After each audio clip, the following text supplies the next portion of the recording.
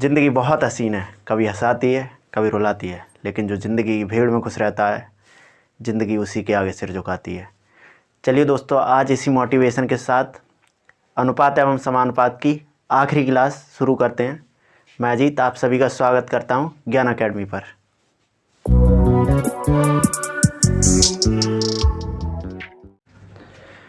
दोस्तों, आज अनुपात एवं समानुपात की आखिरी क्लास है। इस क्लास में हम अनुपात एवं समानुपात के मिसलेनियस क्वेश्चन करने वाले हैं, जिसमें कुछ क्वेश्चन अनुपात से रहेंगे और बाकी क्वेश्चन समानुपात से। चलिए शुरुआत करते हैं। आज समानुपात के कुछ क्वेश्चन पहले देखते हैं।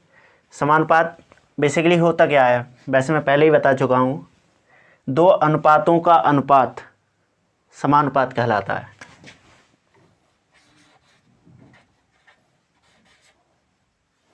माना कोई दो अनुपात हैं, ए अनुपात बी और सी अनुपात डी। इन दोनों का जो अनुपात होगा वही समानुपात कहलाता है और इसे इस साइन से प्रदर्शित करते हैं। इसमें काफ़ी बार पूछ लिया जाता है एग्जाम में कि इन दो संख्याओं का प्रथमानुपाती निकालिए, इन दो संख्याओं का मध्यानुपाती निकालिए, तृतीय अनुपाती निकालिए या चतुर्थानुपाती निकालिए। वो आज क्वेश्चन एक एक क्वेश्चन में प्रत्येक टाइप का बताने वाला हूँ। सबसे पहले बात करते हैं प्रथमानुपाती पर।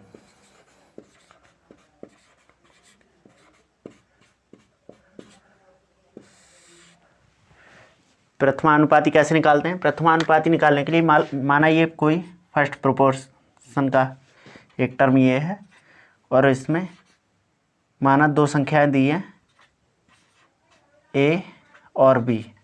तो क्या होता है, मध्य पदों का गुणनफल किसके बराबर होता है? बाह्य पदों के गुणनफल। अगर हमें फर्स्ट प्रोपोर्शन निकालना है तो यहाँ से क्या हो जाएगा, ए स्क्वायर अपॉन बी। माना कोई दो संख्याएं हैं, जैसे 4 और 8 का प्रथमानुपाती निकालना है हमें, फर्स्ट प्रोपोर्शन। तो कैसे निकालेंगे? ये पहली संख्या जो है वो ए हो जाएगी और दूसरी संख्या हो जाएगी बी। तो इसे कैसे निकालते हैं? ए स्क्वायर अपॉन बी। तो कैसे हो जाएगा, 4 का वर्ग दो बार लिख लेंगे, 4 गुणा 4 बटे 8, 4 दूनी 8, 2 दूनी 4। तो इसका कितना आंसर आएगा? 2। बात करते हैं मध्यानुपाती।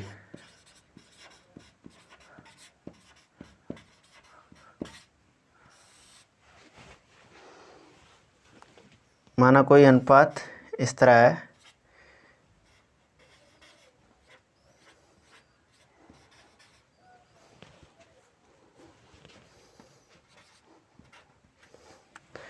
किन्हीं दो संख्याओं का मध्यानुपाती कैसे निकालते हैं?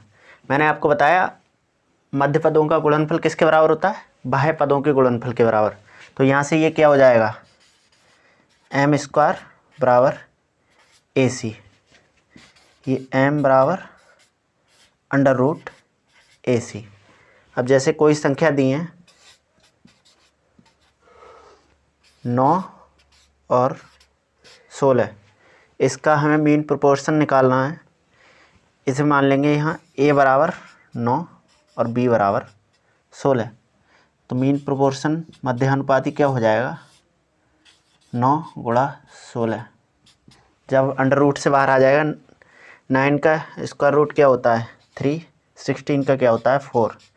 तो इसका मीन प्रोपोर्शन क्या आ जाएगा 12। अब बात करते हैं थर्ड प्रोपोर्शन तृतीय अनुपाती का। थर्ड प्रोपोर्शन कैसे निकालते हैं?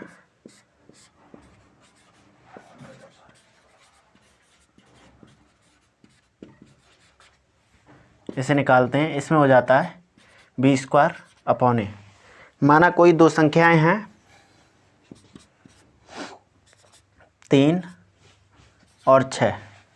तो यहाँ ए बराबर क्या हो जाएगा, ए बराबर 3 हो जाएगा और बी बराबर क्या हो जाएगा 6। इसका थर्ड प्रोपोर्शन कैसे निकालते हैं? बी स्क्वायर अपॉन ए। तो क्या हो जाएगा 6 × 6 अपॉन 3, 3 2 × 6, 6 2 × 12। ये इसका थर्ड प्रोपोर्शन होगा। अब बात करते हैं लास्ट फोर्थ प्रोपोर्शन की।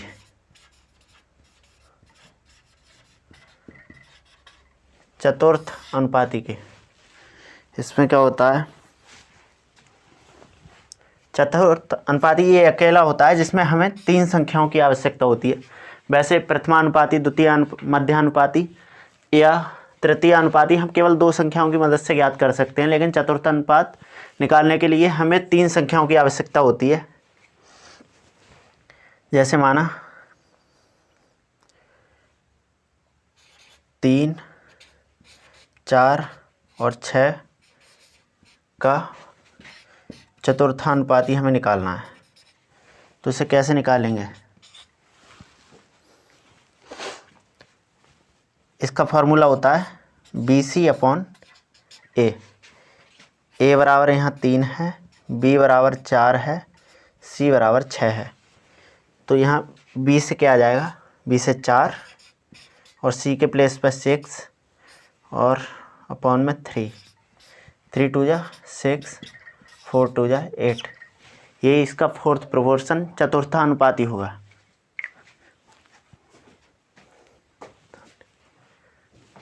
चलिए स्टूडेंट्स, बढ़ते हैं आज के पहले क्वेश्चन की तरफ।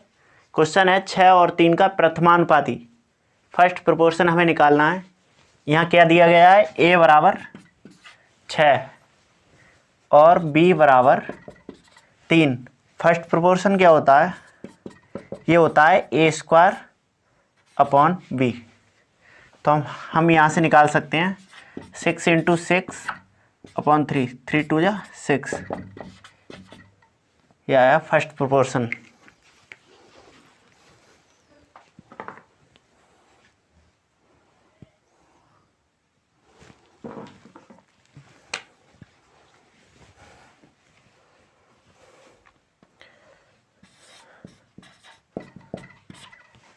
सेकंड क्वेश्चन, 9 और 25 का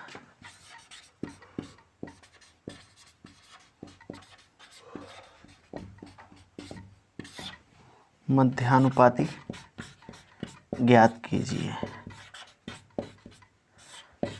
मैंने बताया था मध्यानुपाती में क्या होता है, ये माना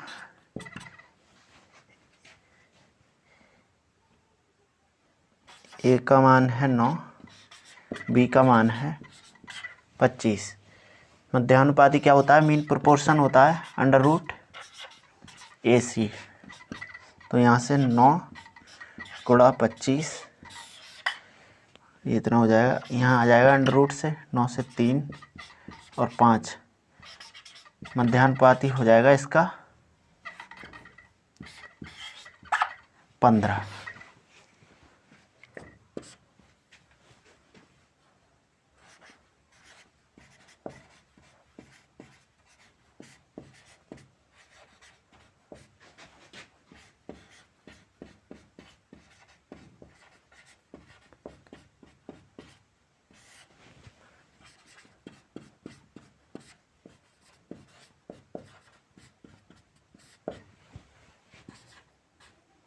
अगला क्वेश्चन है 10 और 5 का तृतीय अनुपाती ज्ञात कीजिए।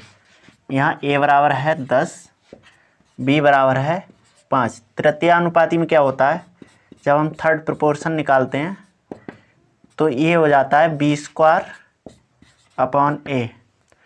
तो ये हो जाएगा 5 × 5/10, 5 दूनी 10। तो ये आया 5/2।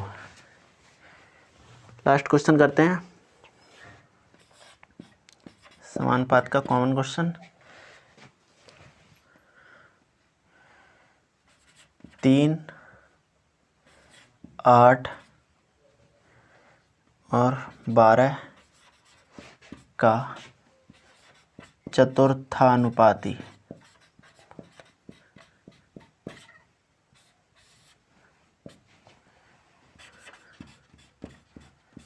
ज्ञात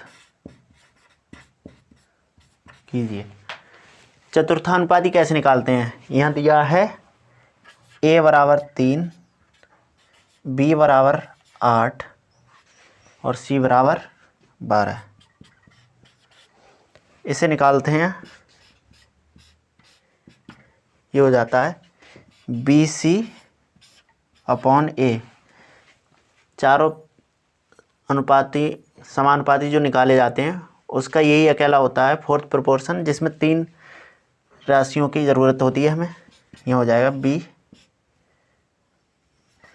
B इंटू C, B का मान है 8 गुणा 12/3, 3 चौक 12, तो इसका मान हो जाएगा 8 चौक 32।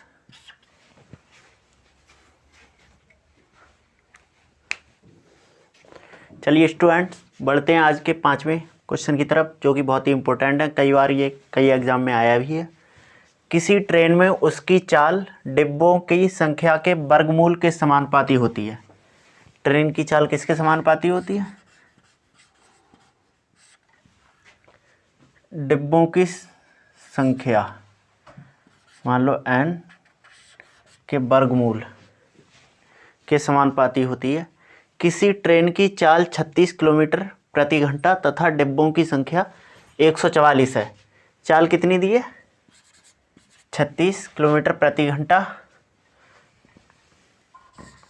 और डिब्बों की संख्या कितनी है? 144।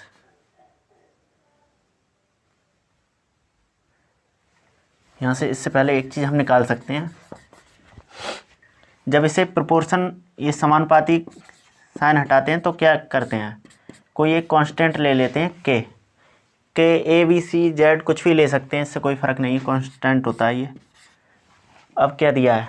ट्रेन की चाल है 36 किलोमीटर प्रति घंटा, ये कांस्टेंट ऐसा ही रहेगा। और डिब्बों की संख्या कितनी है? 144। ठीक है, ये 36 ऐसा ही उतारा के। ये जब स्क्वायर, इसका स्क्वायर रूट क्या होगा? 12 होगा ना, 12। ये इधर चला जाएगा, 36/12, 3 36। कांस्टेंट का मान कितना आया? 3।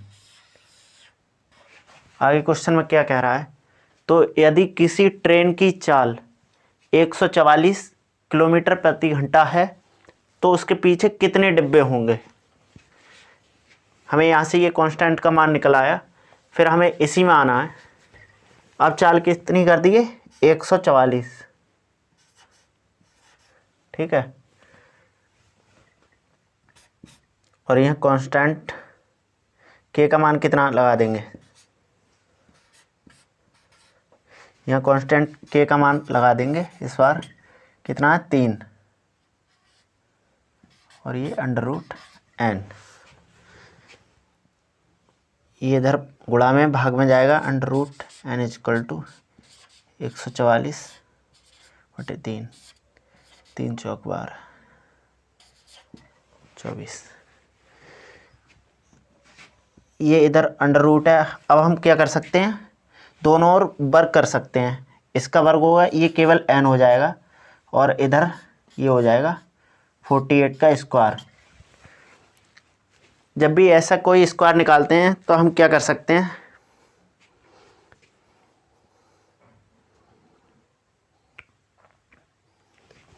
ये 50 से कितना कम है? 50 से कितना? 2 कम है ना, तो 2 का वर्ग क्या करेंगे? 4। जब तक कोई सिंगल डिजिट होती है तब तक 0 4 0 1 ऐसे लिखते हैं। तो ये कितना आया? इधर निकाल लेते हैं। 48 का स्क्वायर क्या करेंगे, ये 50 से कितना? 2 कम है ना, 2 का स्क्वायर करेंगे 4, तो इसे 0 4 लिख लेंगे। और जब भी ये 50 के करीब वाला कोई स्क्वायर निकालते हैं तो क्या करते हैं, वैसे मैं शॉर्ट ट्रिक में इसे बता दूंगा, 25 में से उतनी ही संख्या घटा देते हैं जितनी ये 50 से कम है। तो 50 से कितनी कम है? 2 कम है, तो 25 में से 2 घटाएंगे 23। तो ये इसका क्या हो जाएगा, ये आंसर आएगा, मतलब इसके पीछे 2304 डिब्बे हैं।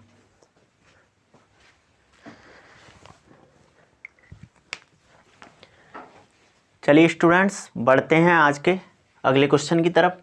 क्वेश्चन दिया है, यदि A direct proportional to B/C, जहाँ A = 6, B बराबर 4 और C बराबर 1 है।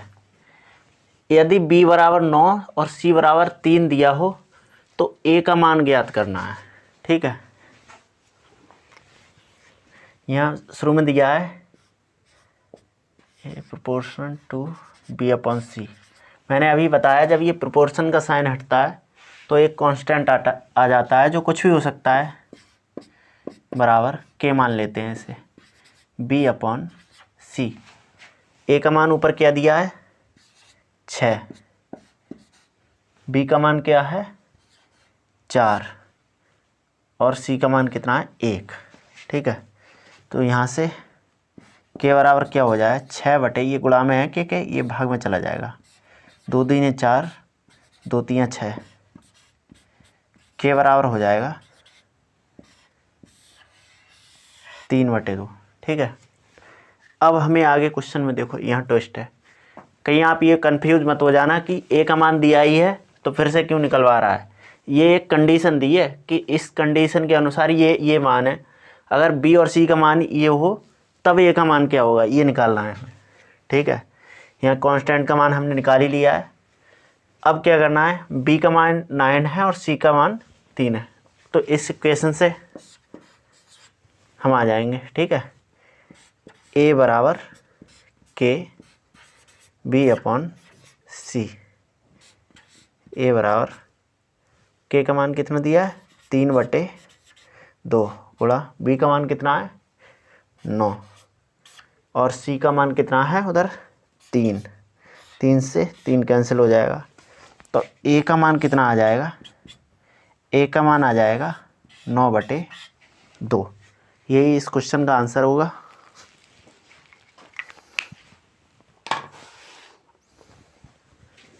चलिए स्टूडेंट्स, बढ़ते हैं अगले क्वेश्चन की तरफ, लेकिन आगे बढ़ने से पहले अगर आपको हमारा पढ़ाया हुआ पसंद आ रहा है तो इस चैनल को सब्सक्राइब करें और इस छोटे से परिवार का बड़ा हिस्सा बने और क्लास को लाइक और शेयर ज़रूर करें।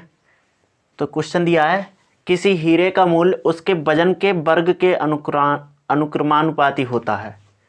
ठीक है, तो क्या है मूल्य, मूल्य क्या, प्राइस डायरेक्ट प्रोपोर्शनल टू वजन के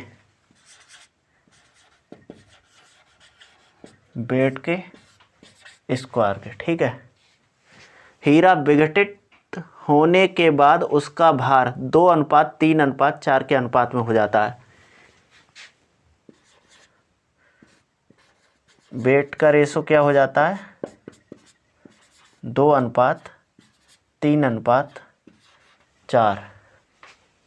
यदि विघटन के बाद हीरे के मूल्य में 10,400 की गिरावट होती है तो हीरे का प्रारंभिक मूल्य क्या था। क्वेश्चन हमसे कह रहा है कोई हीरा है, उसका मूल्य उसके वजन के वर्ग के समानुपाती होता है। जब हीरा किसी एक निश्चित अनुपात में टूट जाता है तो उसके मूल्य में गिरावट हो जाती है और हमें ये निकालना है हीरे का शुरुआती मूल्य कितना था। यहाँ बाद वाला मूल्य तो है जितने की गिरावट हुई है, लेकिन मूल्य प्रारंभिक नहीं दिया है, वो हमें निकालना है। 2:3:4, इसका अनुपाती योग कितना होगा, 4 और 3 7 और 2 9। अब देखिए क्या करना है हमें, इसमें दिया है हीरे का मूल्य उसके वजन के वर्ग के अनुक्रमानुपाती होता है, मतलब शुरुआती मूल्य क्या होगा, इनिशियल प्राइस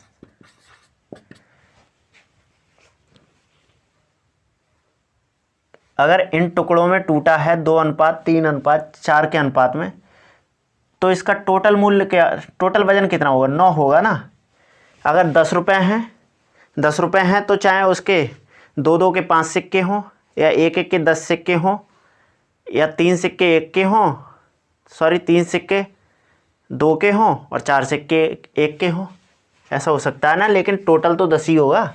वैसे ही यहाँ टोटल वेट कितना होगा 9 और ये प्राइस किस क्या है, जो भी वेट है उसके स्क्वायर के बराबर है, तो यहाँ 9 का स्क्वायर क्या हो जाएगा 81 और फाइनल प्राइस या लास्ट प्राइस क्या हो जाएगा,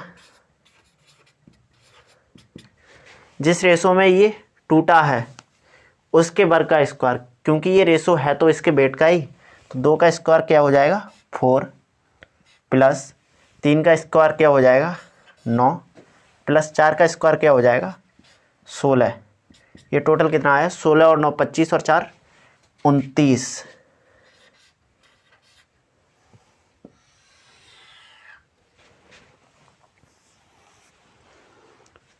इसका डिफरेंस निकाल लेंगे, कितना है 2 52 आया इसका डिफरेंस।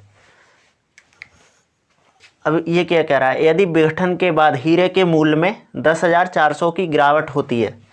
इसके क्वेश्चन के अनुसार कितनी 10,400 की गिरावट होती है, लेकिन इस रेशो के अनुसार कितने की गिरावट होती है, क्योंकि विघटन से पूर्व इसका मान कितना था 81 इसका जो मूल्य था, और टुकड़ों में बंटने के बाद कितना हो गया 29।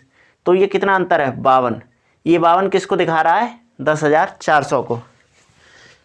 तो 52 रेशो किसको दिखा रहा है 10,400 का। तो एक रेशो किसके बराबर हो जाएगा 52 दूनी 104 200 के।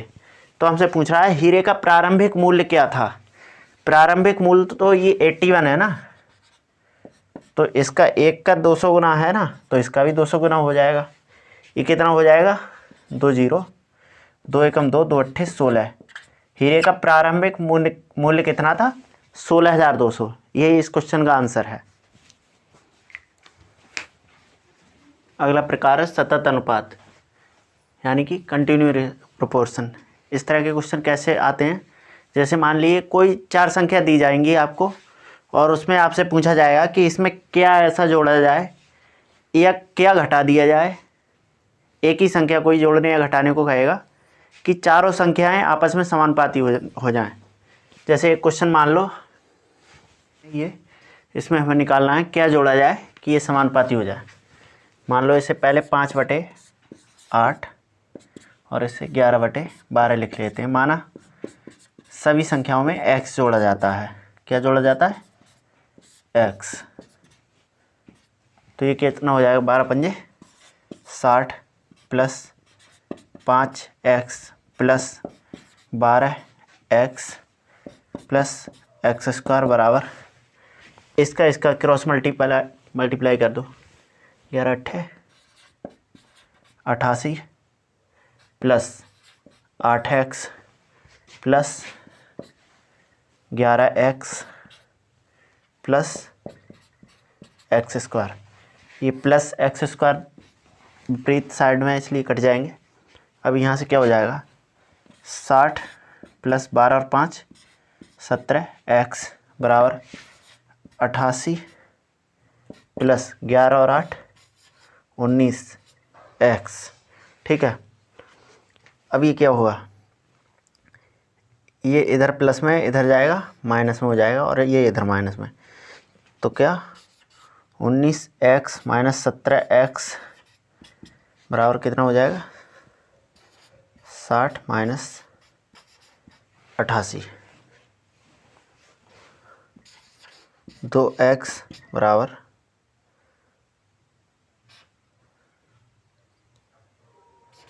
28। x बराबर ये कितने -14। इसे जोड़ने पर क्या होगा, ये संख्या समानुपाती हो जाएगी। और दूसरा एक मेथड क्या होता है, ये सिंपल मेथड होता है वैसे, ये इसके ज़रिए अगर ऑप्शन हो या ना हो तब भी हम सॉल्व कर सकते हैं। क्या होगा 12 पंजे 60, इनकी जो ये संख्याएं हैं इनकी आपस में क्रॉस मल्टीप्लाई कर लेंगे। 12 पंजे 60, चिन्ह माइनस का लगाएंगे।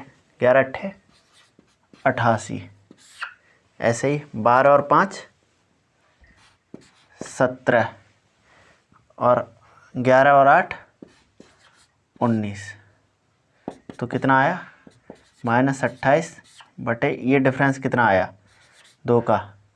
तो यहाँ से भी कितना आएगा 14। मतलब 14 को जोड़ने पर ये संख्याएं समानुपाती हो जाएंगी। यहाँ रेशो है तो इस वजह से चिन्ह का इतना कोई महत्व खास नहीं रहता है।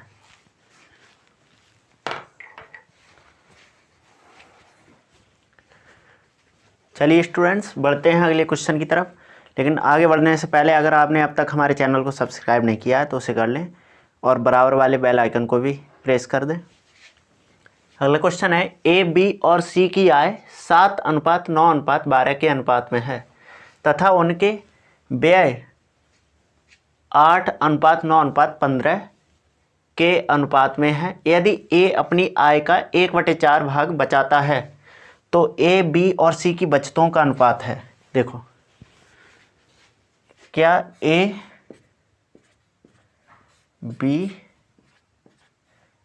और सी तीन चीज़ें हैं ना, इनका आय का अनुपात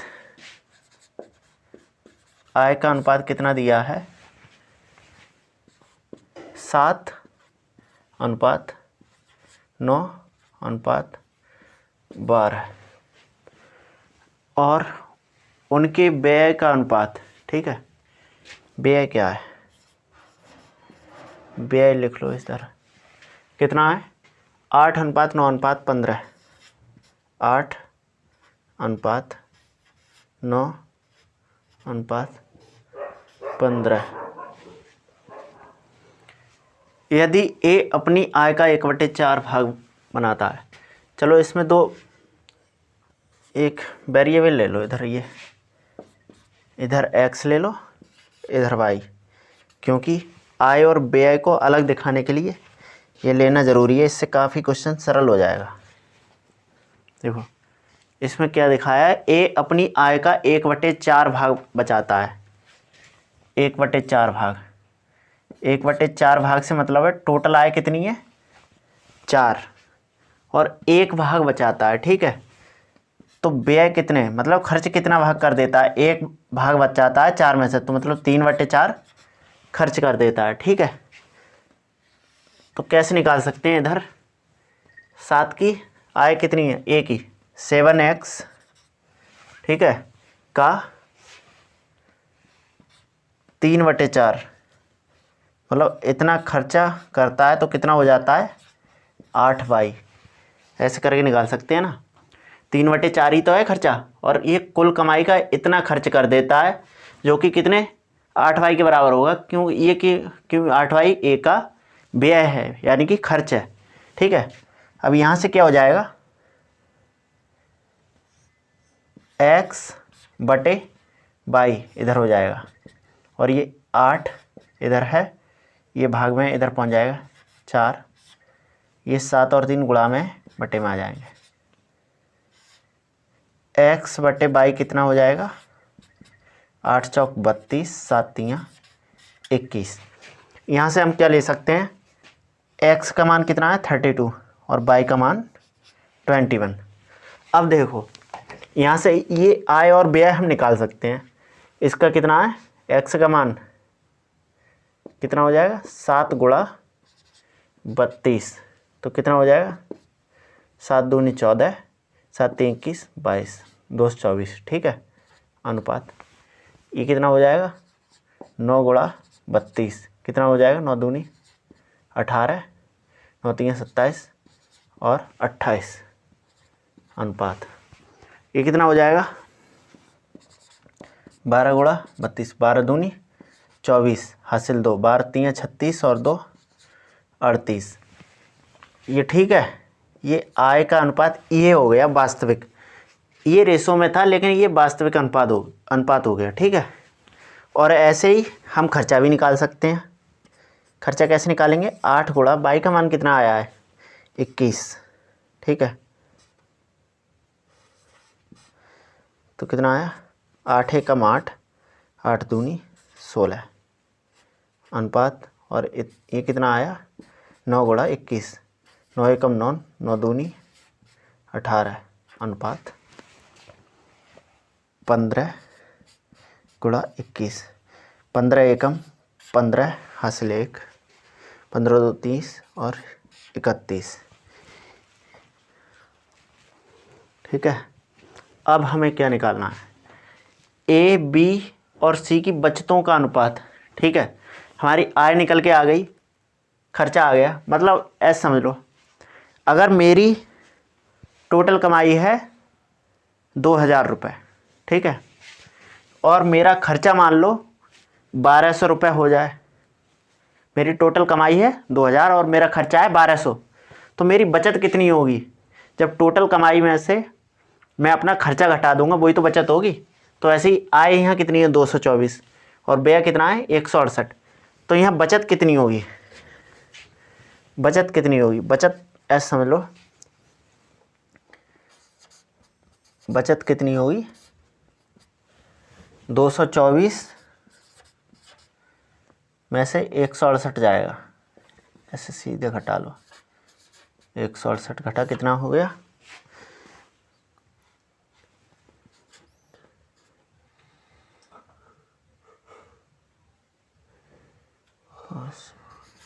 56।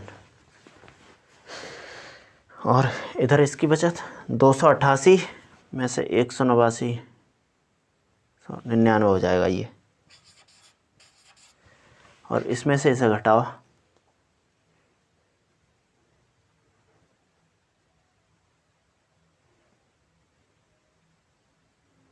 70 और 1,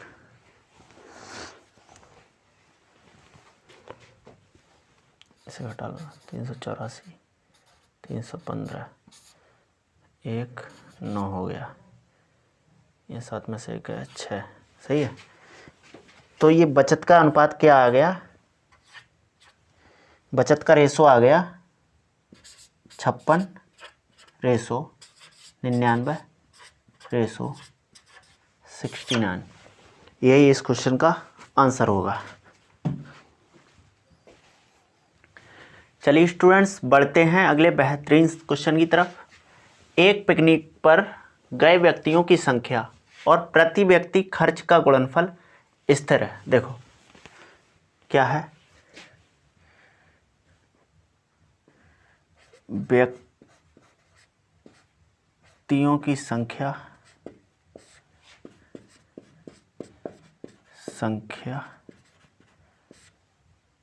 और प्रति व्यक्ति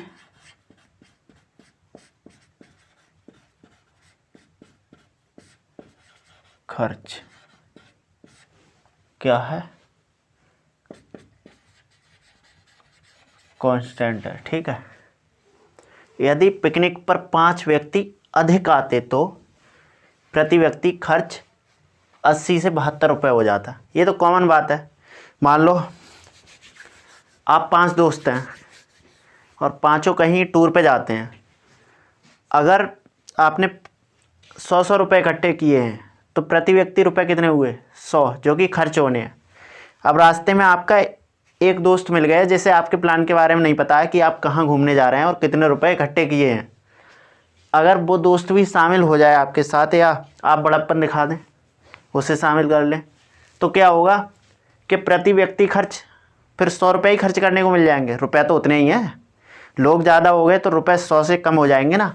वैसा ही यहाँ जब 5 व्यक्ति और बढ़ गए तो क्या हुआ, जो खर्च था, जो पहले 5 लोग जो 80 रुपये प्रति व्यक्ति खर्च था वो घट के 72 रुपये हो गया। तो पिकनिक पर गए लोगों की संख्या बताइए। हमें संख्या बतानी है कि वास्तव में कितने लोग गए थे। देखिए खर्चा कितना है, खर्च का अनुपात पहले कितना था 80 और हो कितना गया घटकर 72। तो इसे, ये रेशो है खर्च का। ठीक है, इसे 8 से काट लो, 8 था 80, 8 9 72। ये खर्च का रेशो ये है 10:9, मतलब पहले 10 था रेशो, घट के 9 हो गया। तो व्यक्ति कितने हो गए होंगे? जब भी ऐसी कंडीशन होती है तो इसका बिल्कुल उल्टा हो जाता है, मतलब ये क्रॉस मल्टीप्लाई जैसा हो जाता है। 9 और इधर 10, मतलब जब 10 रुपये थे खर्च करने को तो 9 व्यक्ति थे। अब जब ये घटा है तो ये बढ़ गया, मतलब जब ये घटा है तो यहाँ व्यक्ति बढ़ गए ना। तो पहले व्यक्ति कितने थे 9, अब बढ़ गए हैं 10। इस वजह से प्रति व्यक्ति ये घट गया। ठीक है, अब हम क्या निकाल सकते हैं, यदि पिकनिक पर 5 व्यक्ति अधिक आते तो, अधिक आते, आए नहीं है, आते तो ये ठीक है, पहले 9 गए थे और पहले 9 गए थे, अब 10। अब ये एक अंतर किसके बराबर दिखा रहा है? 5 व्यक्ति के बराबर दिखा रहा है ना। अधिक आते तो प्रति व्यक्ति खर्च इतना हो जाता, तो पिकनिक पर गए, ये आते तब की बात है, अगर ये इतने ज़्यादा जाते तब, लेकिन वास्तव में तो यही गए थे। 1 बराबर 5 है तो 9 बराबर 9, ये इसका 5 गुना है ना, तो इसका भी ये 5 गुना होगा, कितना होगा? 45। तो पिकनिक पर कितने व्यक्ति गए थे? टोटल 45।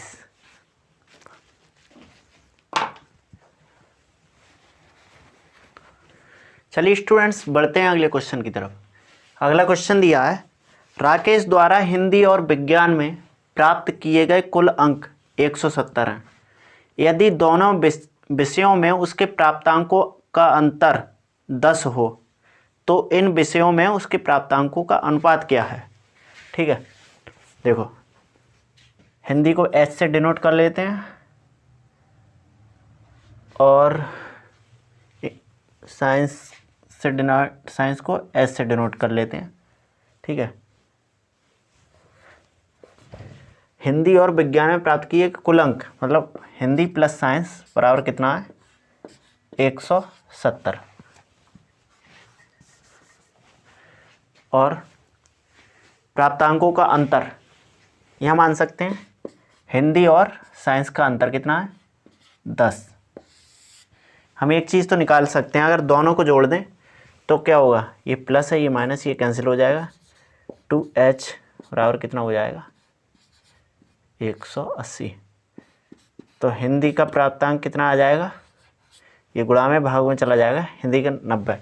अब हिंदी का H का मान किसी एक में रख दो, इसमें रख दो, ऊपर वाले में। ठीक है, H इसमें रख दो, H प्लस S बराबर 170, S बराबर 170 माइनस H, S बराबर 170 माइनस 90, तो S बराबर कितना हो जाएगा? 80।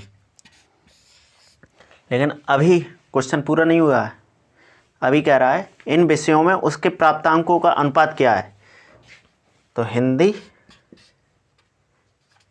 अनुपात साइंस कितना हो जाएगा?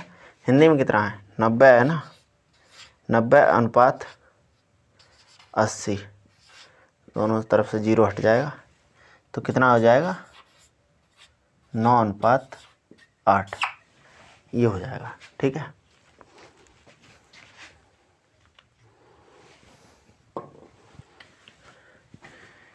चलिए स्टूडेंट्स, बढ़ते हैं आज के एक और बेहतरीन क्वेश्चन की तरफ। इस तरह के क्वेश्चन काफ़ी इम्पोर्टेंट रहते हैं, एग्जाम ओरिएंटेड होते हैं।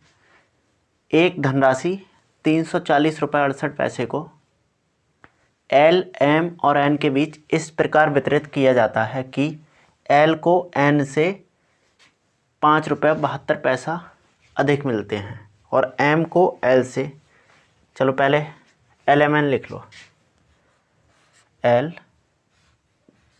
M और N। अब जो बोलता जा रहा है वही करते जाओ। L को N से, L को N से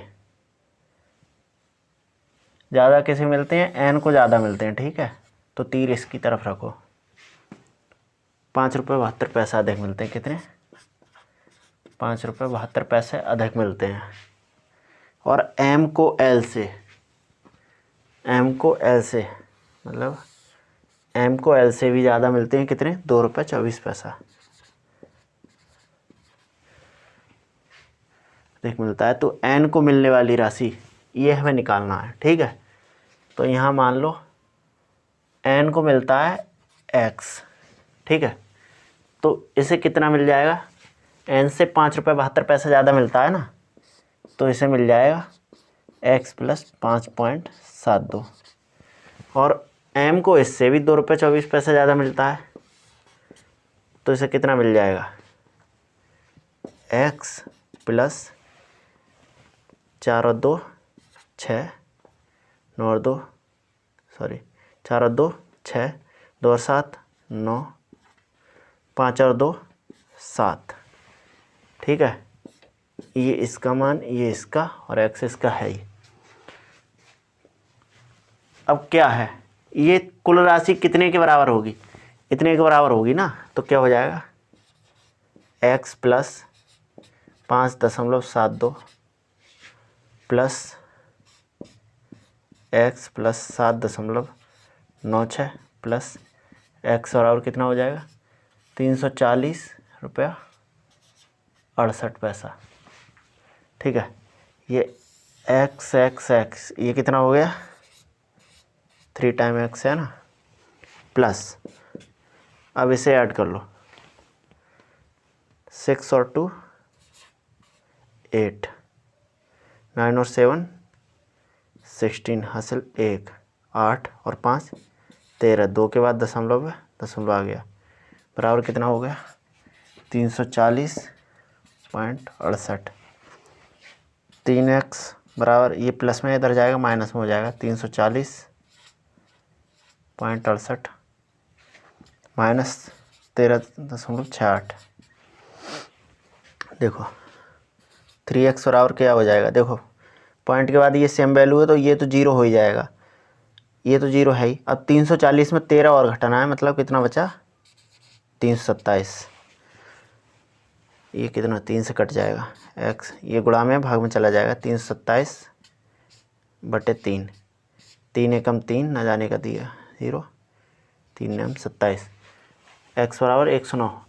और हमें क्या निकालना है n को मिलने वाली राशि, तो x ही तो मिल रही है n को, तो क्या है 109 रुपये। ये इस क्वेश्चन का आंसर हो जाएगा। चलिए स्टूडेंट्स बढ़ते हैं एक और शानदार क्वेश्चन की तरफ। एक बैग में 25 पैसे 50 पैसे 1 रुपए के सिक्के हैं।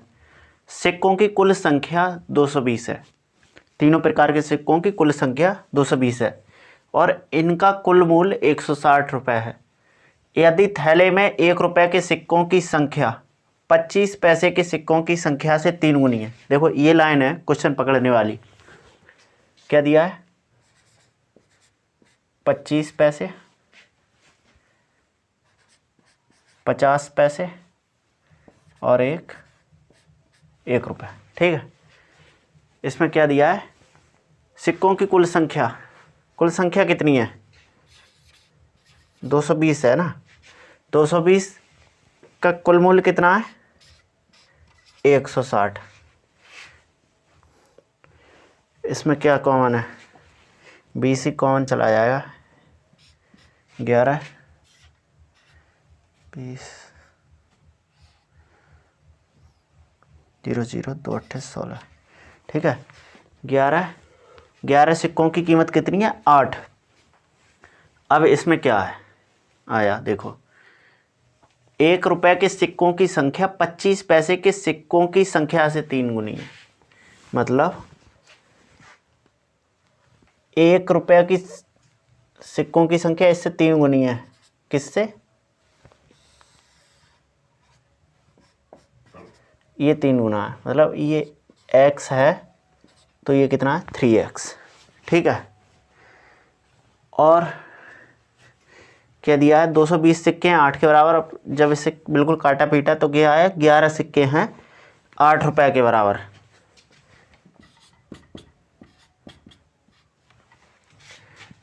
तो ये दो का तो अनुपात है 1:3 का है, तो हमें x का मान कितना पुट कर सकते हैं। अगर 1 पुट कर दें, 1 यहाँ हो जाएगा 3 एकम 3 1, 3 सिक्का यहाँ 1 यहाँ 4, तो बीच वाले कितने 7 हो जाएंगे। नहीं,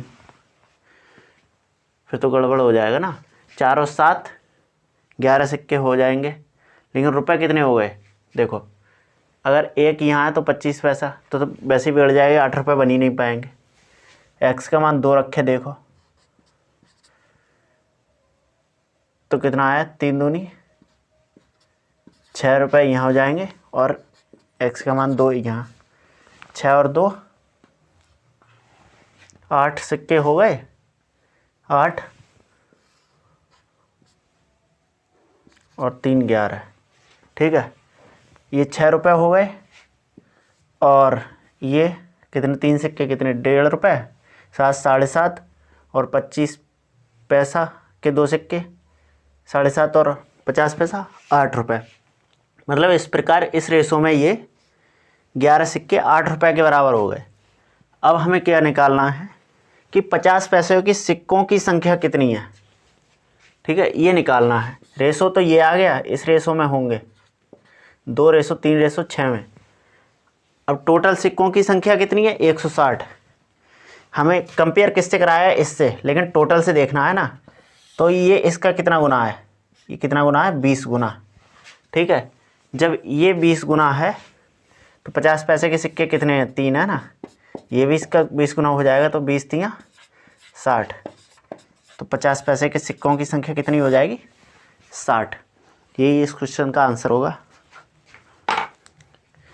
चलिए स्टूडेंट्स बढ़ते हैं आज के सबसे शानदार क्वेश्चन की तरफ। ट्रेन चलाने के लिए ईंधन शुल्क मील प्रति घंटे में उत्पन्न गति के वर्ग के समानुपाती है। ईंधन शुल्क को फ्यूल चार्ज क्या डायरेक्ट प्रोपोर्शनल टू गति एस ले लेते हैं के वर्ग के समानुपाती होता है, ठीक है। और 16 मील प्रति घंटे की दर से, मील प्रति घंटा ये क्या चाल हो गया ना, तो ये कितना हो गया 16 का स्क्वायर, एक मिनट रुको, तो ये क्या हो गया, फ्यूल चार्ज यहाँ से क्या आया के एस स्क्वायर आ गया, तो फ्यूल चार्ज क्या आया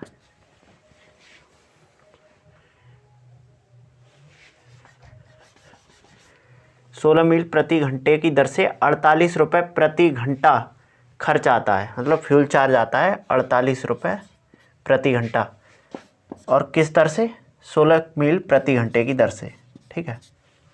तो के बराबर ये क्या हो जाएगा 48 बटे ये वर्ग है, 2 बार 16 हो जाएगा, 16 गुणा 16, 16 3 48, के बराबर कितना आया 3/16।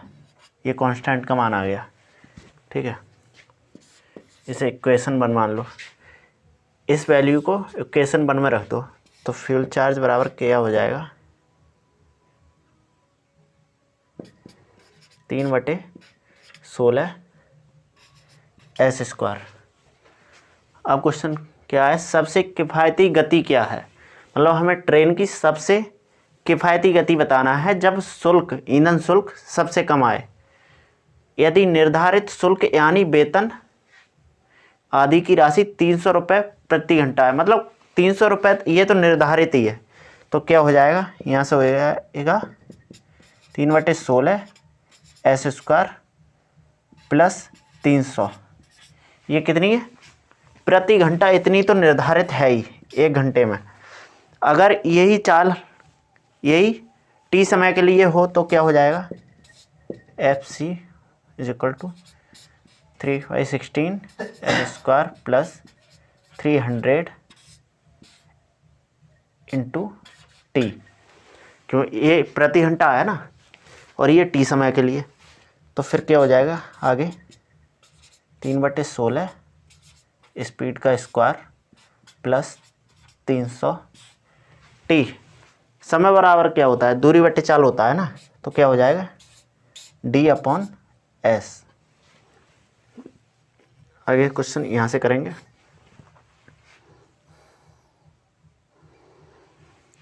अब इसे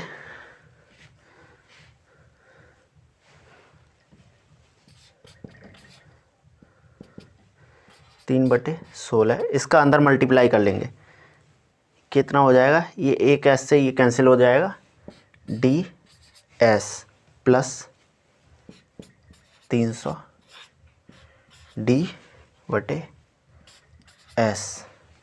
अब क्या कर सकते हैं, अगर ये किफ़ायती रखना हो इसका डिफ्रेंशिएट कर दो विद रेस्पेक्ट टू D, ठीक है। फिर क्या हो जाएगा, ये हो जाएगा DFC, इसे ब्रैकेट में ले लो अपॉन DT, क्या हो जाएगा 3/16